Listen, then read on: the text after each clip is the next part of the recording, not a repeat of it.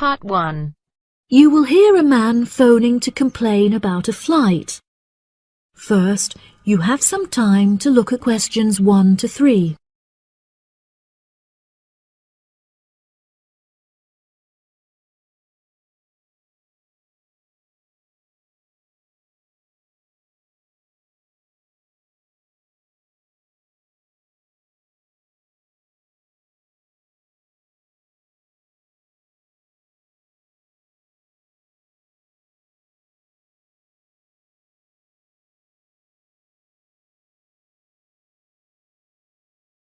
Hello, you have reached the complaints department.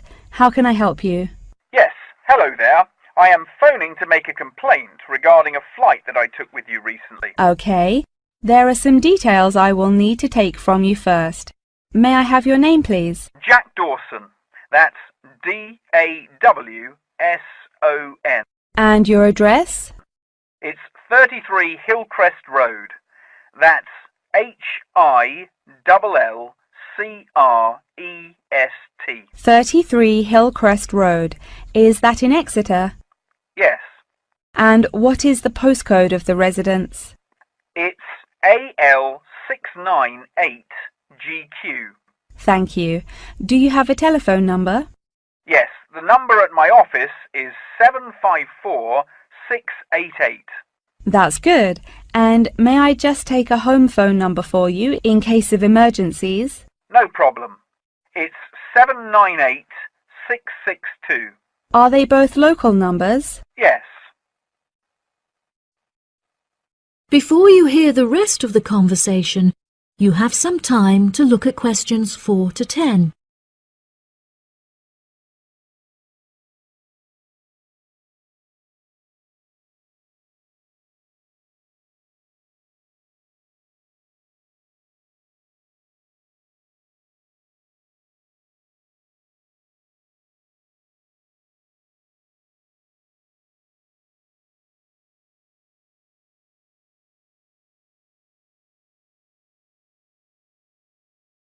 Now listen and answer questions 4 to 10. Okay, great. Thank you for your patience. Now, what is the nature of your complaint?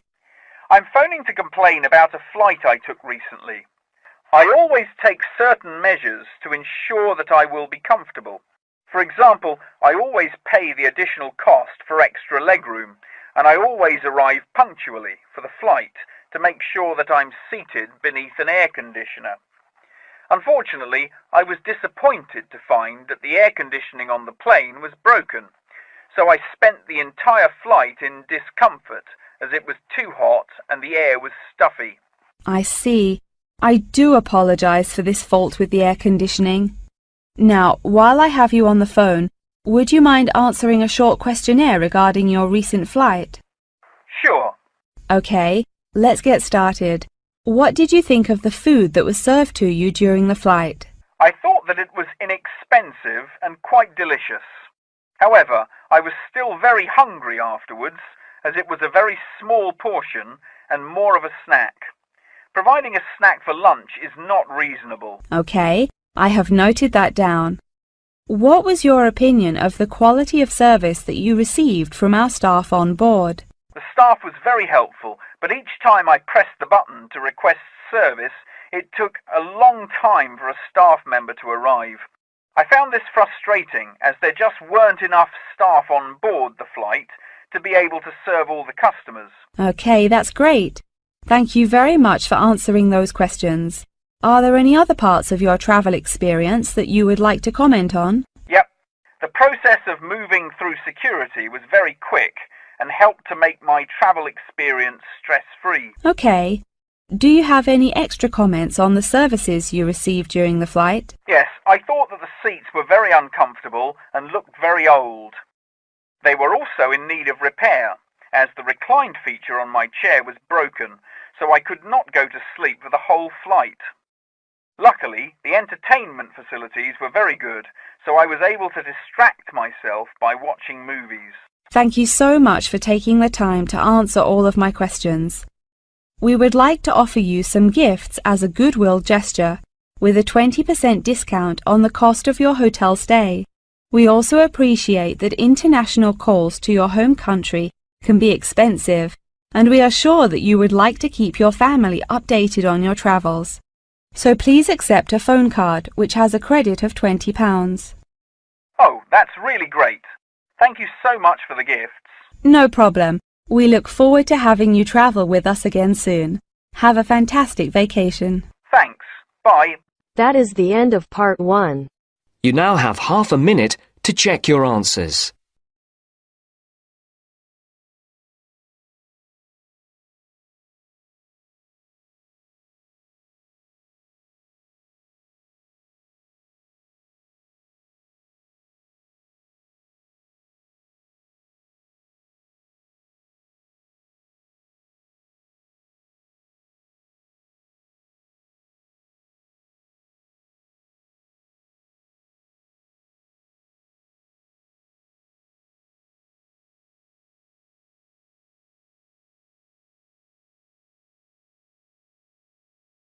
Now turns to part 2. Part 2. You will hear a talk for teachers about the Holylands Museum and Education Centre. First, you have some time to look at questions 11 and 12.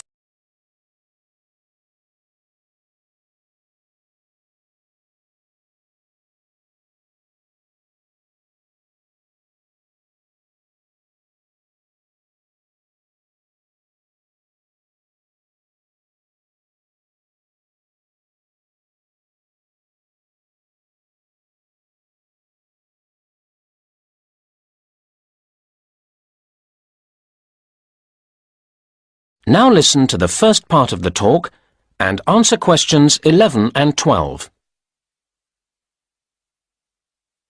It's nice to see so many of you here. I'm going to tell you something about Holylands, our facilities and activities, and the exhibitions we have coming up.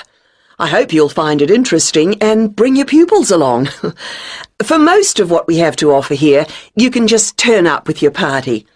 I'm pleased to say that recent work has meant that the whole centre is prepared for blind visitors. There are a couple of activities where we ask you to book a week in advance. We only have artists that you can watch painting at certain times, so we need notice of your coming for that. The other activity, requiring at least 7 days' notice, is the drama workshop. Again, it's a question of organising the staff at this end. But the video you work yourself, and so that's available any time. Another activity where you need to think ahead is the garden sculpture experience, but that's a question of the weather, which of course we can't control. Speaking of weather, we run a reduced range of facilities in the winter months. While the cafe and the shop provide welcome shelter from the cold and rain, I'm afraid our artist-in-residence scheme isn't run in the winter, so the studio is closed then. And the animals in the mini-zoo are kept indoors for warmth during the cold months, so that doesn't operate either. The adventure playground does, though make sure the children are wrapped up well. Now you have some time to look at questions 13 to 17.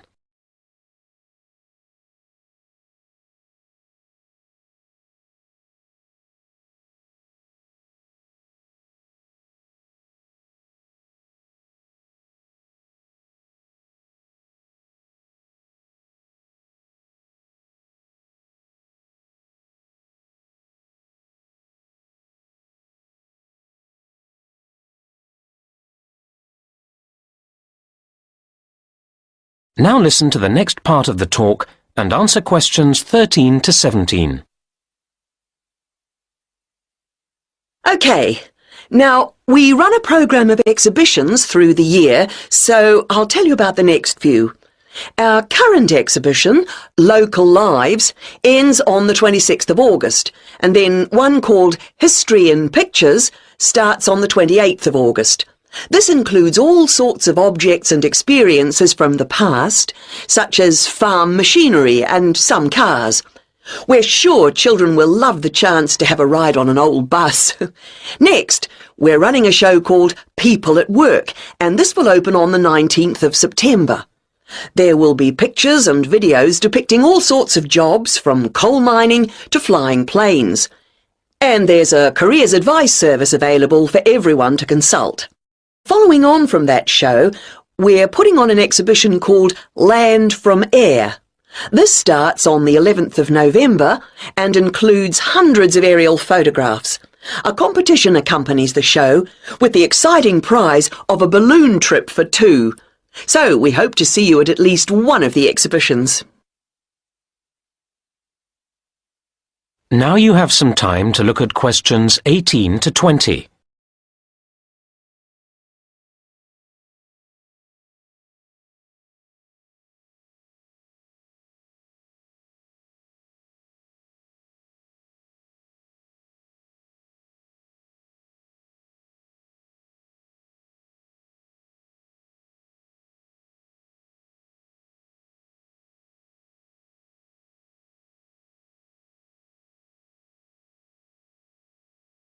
Now listen to the rest of the talk and answer questions 18 to 20.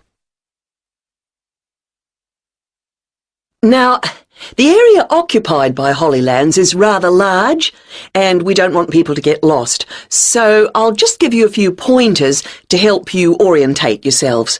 So, whether you come by car or bicycle, you'll come in from the road.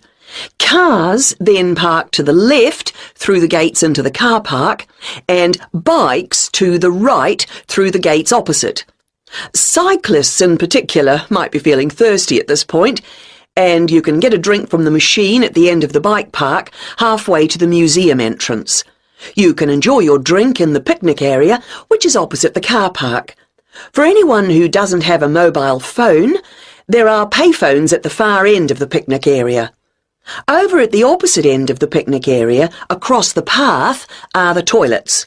Next to them, and just to the right of the entrance to the main museum, is the first aid room, which we hope you won't need, but it's there in case you do. If you have any queries, please go to the manager's office, which is behind the picnic area. And last but not least, you'll need to buy your tickets or show your group pass to the ticket office on the left of the museum entrance. OK, I'll pause there. Are there any questions at this point? That is the end of part 2. You now have half a minute to check your answers.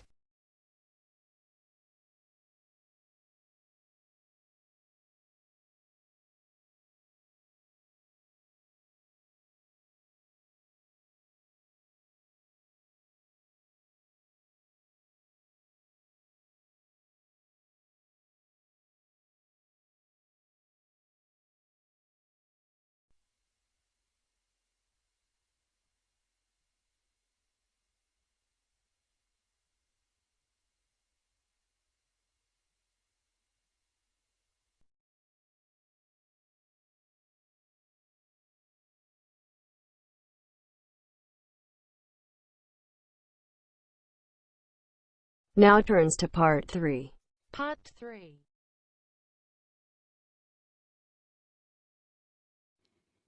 You will hear two people called Chloe and Ivan talking about a business studies course. First, you have some time to look at questions 21 to 25. Pause the recording for 30 seconds.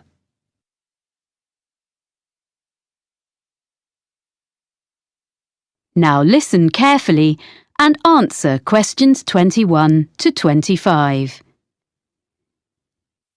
Oh, hi, Ivan. Oh, hi, Chloe. I'm glad I bumped into you because I've been looking at this prospectus about courses at the university. I'm thinking of doing a business studies degree. Isn't that what you're doing? Yes, I'm about to start my 3rd year.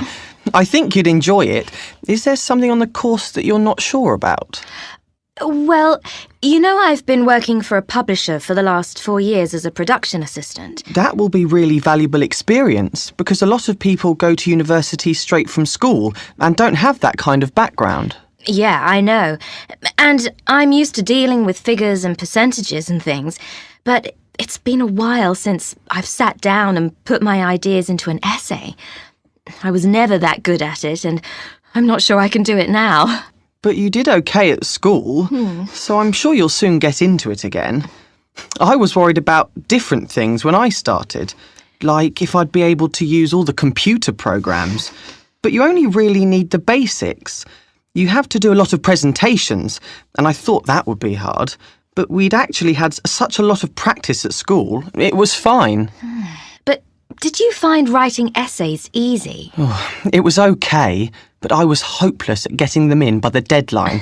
And I was always late for lectures, so I had to work hard at that, and I tend to be early now. It's good that you've sorted yourself out before you go and get a job, or you might not have it very long. I think the course looks really interesting. It is. And it also gave me the chance to spend 6 months working in a local business last year. That's not so important for me, unless I could go abroad to use my foreign languages. But that doesn't seem to be on offer, which is a shame. What really appeals to me, though, is the idea of being assessed throughout the year. I think that's a much more productive way of learning, instead of everything being decided in an exam at the end. It's good for people like you who are hard-working all year round. You'll be spending all your time in the library. They've just expanded it too. That's good. Well, yes and no. They've made the study area bigger, but it means they've taken some of the magazines and periodicals away. So I think it was better as it was. The university is expanding all the time, and there are lots of new courses coming next year. Well, that's great news, isn't it? It means the college will have a better reputation, as more people will hear about it. So that's good for us. I agree, but they really need to add more lecture rooms, as we often have lectures in tiny rooms. Well, you obviously think overall it's a good place to do a degree. I should probably go and have a look round. Well, it's holidays now, and there's not much going on there. Oh, so it's probably not worth going in now. But you could email my tutor. I know he'd be happy to answer any questions. I can give you his email address. I looked at quite a lot of other universities and read loads of prospectuses, but I thought this one was the best. Before you hear the rest of the conversation, you have some time to look at questions 26 to 30. Pause the recording for 30 seconds.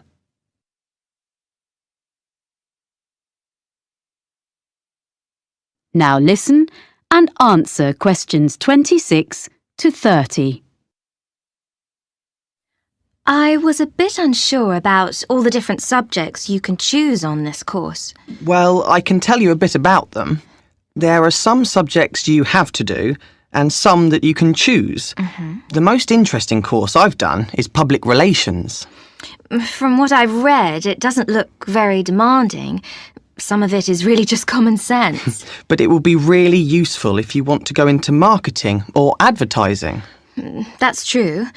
But I need to find out a bit more about it first before I decide if it will really help me. It's difficult to tell from the prospectus. But you are interested in marketing?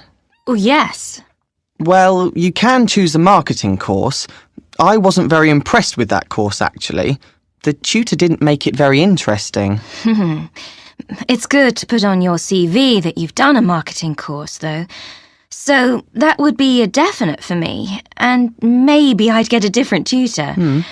What other courses did you choose? I'm doing taxation, as I was thinking of training to be an accountant, but I'm not sure now. Oh, that will be a good option for me, because I enjoy working with figures.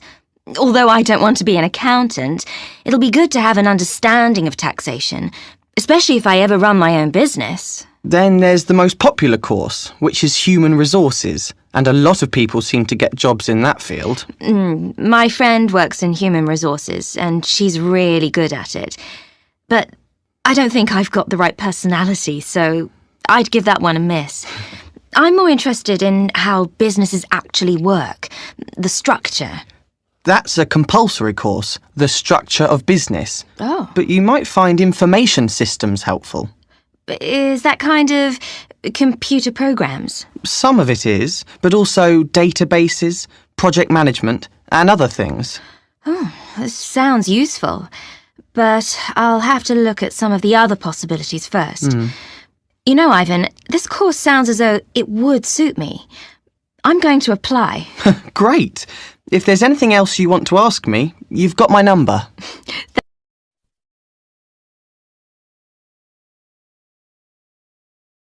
That is the end of part 3. You now have half a minute to check your answers.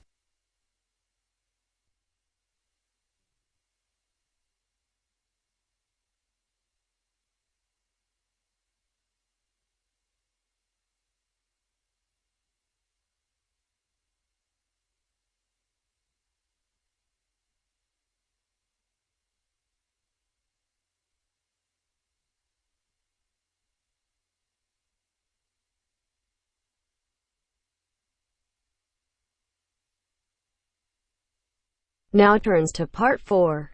Part 4. You will hear a talk by a meteorologist about weather forecasting. First, you have some time to look at questions 31 to 40. Pause the recording for 1 minute.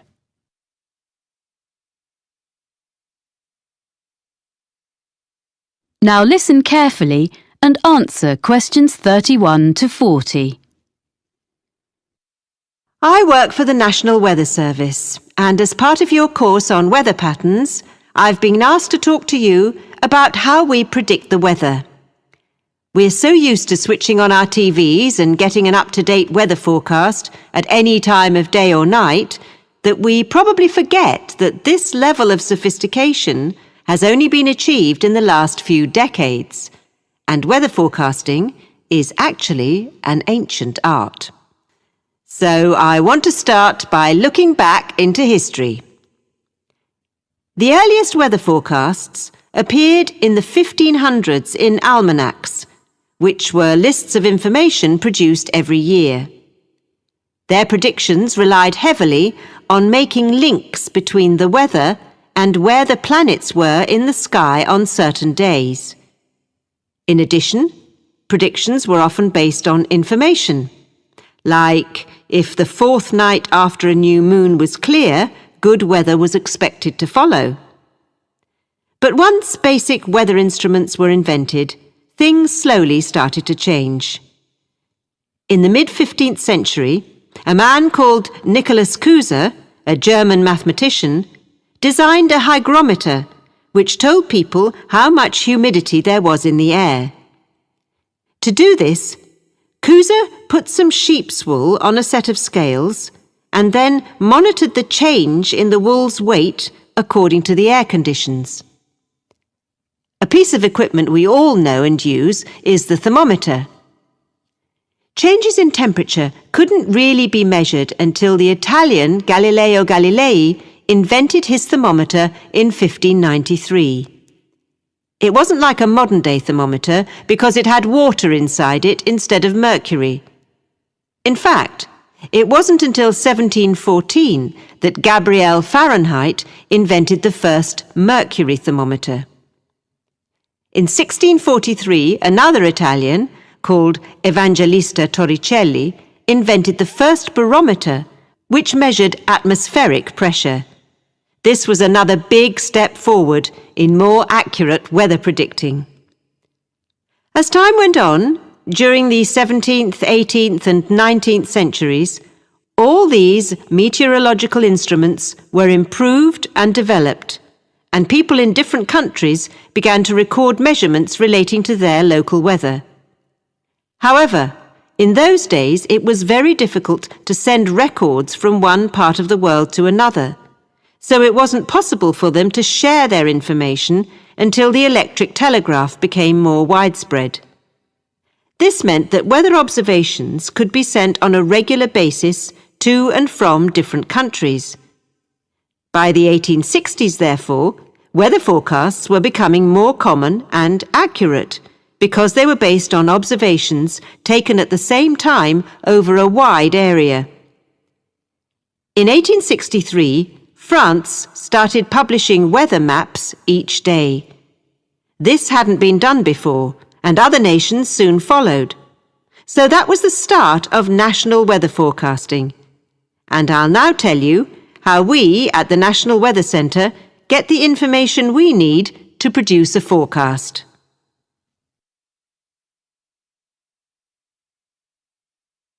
Even today, one of the most important methods we use is observations, which tell us what the weather is doing right now. Observation reports are sent automatically from equipment at a number of weather stations in different parts of the country. They are nearly all based at airports, although a few are in urban centres. The equipment senses temperature, humidity, pressure, and wind speed direction. Meteorologists also rely really heavily on satellites, which send images to our computer screens. What we see on our screens is bright colours. Orange represents dry air, and bright blue shows moisture levels in the atmosphere.